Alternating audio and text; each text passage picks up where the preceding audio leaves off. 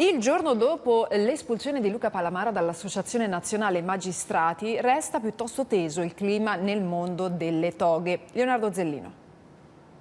Palamaramente mistifica i fatti la dura reazione dell'Associazione Nazionale Magistrati in una nota all'indomani dell'atto di accusa del PM imputato a Perugia per corruzione, già da un anno sospeso dal lavoro e dallo stipendio e da ieri fuori dall'ANM di cui era stato presidente, caso unico nella storia del sindacato delle toghe. Sulla scalinata della Cassazione, dopo l'espulsione decisa senza ascoltarlo dal comitato direttivo dell'ANM, Palamara aveva attaccato i colleghi proprio su quel sistema delle correnti e sulle relazioni pericolose coi politici di cui è accusato. Tutti abbiamo fatto parte di questi sistemi. Chi siede qui dentro oggi ha fatto parte del sistema delle correnti, altrimenti non sarebbe qui.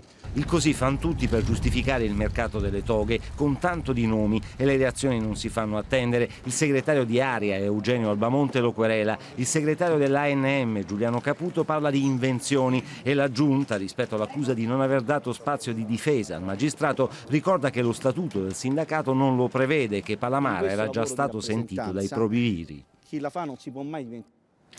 Nuovi sbarchi in Sicilia, mentre